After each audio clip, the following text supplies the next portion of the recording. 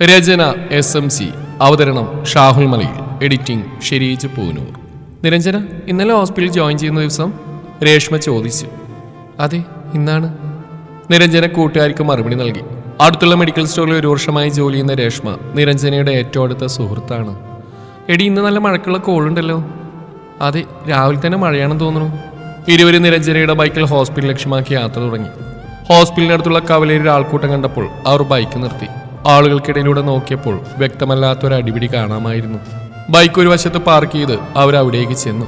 കറുത്തിരിണ്ട കാർമേഘങ്ങൾ ആകാശത്ത് നിറഞ്ഞു നിന്നു. ഇടയ്ക്കിടെ മിന്നൽ വെളിച്ചം പാളി മിന്നി. ഇടിമുഴക്കം ഭൂമിയെ വിറപ്പിച്ചു. പെട്ടെന്ന് പേമാരി തുടങ്ങി. തെരുവോരത്ത് ആളൊഴിഞ്ഞ മൂലയിൽ തലകുനിച്ച് മഴ നനഞ്ഞുന്ന ഒരാളെ ലക്ഷ്യമാക്കി കുറച്ചാളുകൾ പാഞ്ഞെടുത്തു. അവർ വട്ടം കൂടി അവനെ കയ്യേറ്റം ചെയ്യാൻ തുടങ്ങി. അവരുടെ പിടിയിൽ നിന്ന് കുതിരിമാറാൻ ശ്രമിച്ചവും 4-5 പേർ തെറിച്ചു വീണു. ചെളി നിറഞ്ഞ തറയിൽ നിന്ന് അവൻ ഞെട്ടി എഴുന്നേറ്റു. വീണുപോയവർ ദേഷ്യത്തിലും ഭയത്തിലും എഴുന്നേറ്റ് നിന്നു. അവരുടെ കണ്ണുകളിൽ പക ആളിക്കത്തി. അടിക്കാതെ!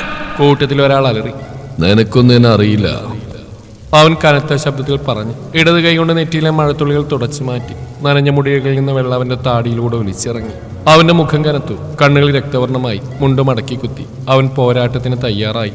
അലറിക്കൊണ്ട് മുന്നോട്ട് കുതിച്ചവന്റെ നെഞ്ചിലേക്ക് അവൻ ആഞ്ഞു ചവിട്ടി. ഇടതുവശത്ത് നോടി വന്ന മറ്റൊരാളുടെ വയറ്റിൽ ശക്തമായ ഒരു ഇടി കൊടുത്തു. വേദന കൊണ്ട് പുളഞ്ഞ് അവൻ നിലത്തേക്ക് വീണു. അടുത്തത് അവന്റെ നെഞ്ചിലേക്ക് കൈമുട്ടുകൊണ്ട് ആഞ്ഞടിച്ചുകൊണ്ട് അവനെ ദൂരേക്ക് തെറിപ്പിച്ചു. തലക്കടിക്കാൻ പാഞ്ഞെടുത്തവന്റെ വയറ്റിൽ ചുറ്റിപ്പിടിച്ച് അവനെ തലകീഴായി ഉയർത്തി ഭിത്തിയിലേക്ക് വലിച്ചെറിഞ്ഞു. ഇതൊരു മുന്നറിയിപ്പാ, അവൻ അലറി. ചുറ്റുന്നവരെ ഓരോരുത്തരായി വലിച്ചിട്ട് തള്ളി. കാഴ്ചക്കാർ അവന്റെ പോരാട്ട വീര്യം കണ്ട് ആർപ്പ് വിളിച്ചു. പെട്ടെന്നൊരാൾ വലിയൊരു കല്ലുമായി അവന്റെ നേർക്ക് പാഞ്ഞെടുത്തു. എന്നാൽ അവന്റെ തീക്ഷ്ണമായ നോട്ടം കണ്ടതും അയാൾ കല്ല് നിലത്തിട്ട് ജീവനും കൊണ്ട് ഓടി മറഞ്ഞു. എടി, നമുക്ക് പോവാം, ഇതെല്ലാം കണ്ടെന്നാൽ ഇന്ന് ലേറ്റാവും, രേഷ്മ നിരഞ്ജനയോട് പറഞ്ഞു. അവളത് ശരിവെച്ച് ബൈക്കിലേക്ക് നടന്നു നീങ്ങി. എന്നാലും എന്തൊരടിയായിരുന്നു. ഞാൻ സിനിമയിലൊക്കെയാ ഇങ്ങനെ കണ്ടിട്ടുള്ളൂ, നിരഞ്ജന പറഞ്ഞു. അതെ അതെ, രേഷ്മയെ അത് ഏറ്റു പറഞ്ഞു. ദിവസങ്ങൾക്ക് ശേഷം ദേവരുന്ന ഡോക്ടർ പെണ്ണിനെ നോക്കിയേ, എന്തൊരു ഐശ്വര്യടാ, ബീഡിക്കുറ്റി ആഞ്ഞു വലിച്ച് ആൽബിൻ പറഞ്ഞു. നിനക്ക് എന്തിന്റെ കേടാ ആൽബിൻ? അവളൊരു ഡോക്ടറല്ലേ. നമ്മളൊക്കെ എവിടെ, അവളൊക്കെ എവിടെ? ചിന്നൻ അവനെ തടഞ്ഞു. അവളെന്റെ ഹൃദയം കൊണ്ടുപോയി ചിന്ന, അവളെ ഞാൻ സ്വന്തമാക്കും, ആൽബിൻ ഉറച്ച സ്വരത്തിൽ പറഞ്ഞു. നാട്ടിൽ അറിയപ്പെടുന്ന ഗുണ്ടയാണ് ആൽബിൻ. ചെറിയ പ്രായത്തിലെ വഴക്കും ബഹളവുമായി നടന്ന് പഠിപ്പ് പാതി വഴിയിലാക്കി. ആരെയും കൂസാത്ത പ്രകൃതം, ഒറ്റ നോട്ടത്തിൽ ആർക്കും പേടി തോന്നുന്ന രൂപം. കറുത്ത ഷർട്ടും മുണ്ടും, കഴുത്തിലൊരു കനമുള്ള മാല, കൈകളിൽ വലിയ കറുത്ത ബാൻഡുകൾ, മുഖത്തെപ്പോഴും ഒരു കലിപ്പ് ഭാവം. എന്നാൽ ഉള്ളിൽ സ്നേഹത്തിന്റെ ഒരു കടൽ ഒളിപ്പിച്ചു വെച്ചിട്ടുണ്ട് ആൽബിൻ. അത് തിരിച്ചറിഞ്ഞ് ആകെ അവന്റെ അമ്മ മാത്രമാണ്. അതുവരെ അവന്റെ ജീവിതം ഒരു പ്രത്യേക രീതിയിൽ മുന്നോട്ട് പോവുകയായിരുന്നു. ഒരു ദിവസം രാത്രി വഴക്കിൽ കിട്ടിയ അടിയിൽ തലപൊട്ടി ചോര ഒളിപ്പിച്ച് അടുത്തുള്ള ക്ലിനിക്കിലേക്ക് ഓടുമ്പോഴാണ് ഡോക്ടർ നിരഞ്ജനെ അവൻ ആദ്യമായി കാണുന്നത്.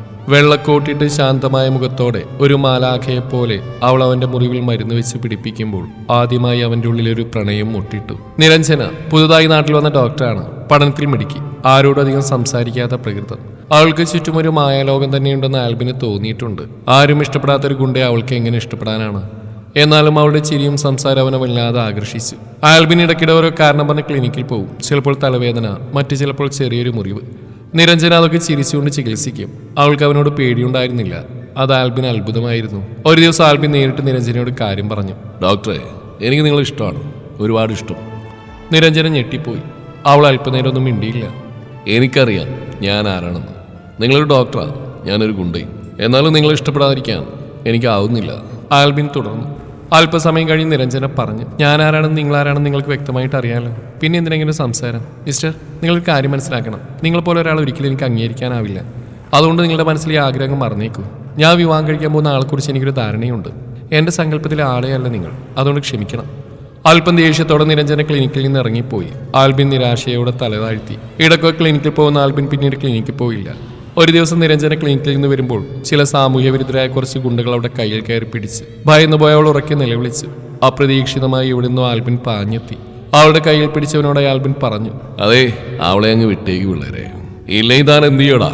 ഗുണ്ടയിലൊരുവൻ ചോദിച്ചു. വീട്ടിലെങ്കിൽ ചേട്ടൻ കുറച്ച് ബുദ്ധിമുട്ടേണ്ടി വരും, ആൽബിൻ ചുറ്റും നിൽക്കുന്നവരോടായി പറഞ്ഞു. താലി കൊല്ലടാ ഈ ചാറ്റേ, നേതാവെന്ന് തോന്നുന്ന ഒരാൾ വിളിച്ചു പറഞ്ഞു.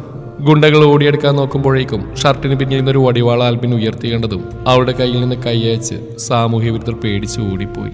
ഡോക്ടറെ, പേടിക്കണ്ട, ഞാനിവിടെ ഉണ്ട്, ആൽബിൻ കിതച്ചുകൊണ്ട് പറഞ്ഞു. അവൾ അവനെ കെട്ടിപ്പിടിച്ച് കരഞ്ഞു. ആൽബിൻ, ഞാൻ പേടിച്ചു പോയി. ഞാൻ ആരെയും നിങ്ങളെ നോവിക്കാൻ സമ്മതിക്കില്ല ഡോക്ടറെ. അവനവളെ ചേർത്ത് പിടിച്ചു. അവന്റെ പേടിപ്പെടുന്ന രൂപത്തിൽ അവൾക്കൊരു തരം സ്നേഹം തോന്നി തുടങ്ങിയിരുന്നു. അവന്റെ കണ്ണുകളിൽ കണ്ട ആത്മാർത്ഥത അവളെ വല്ലാതെ ആകർഷിച്ചു.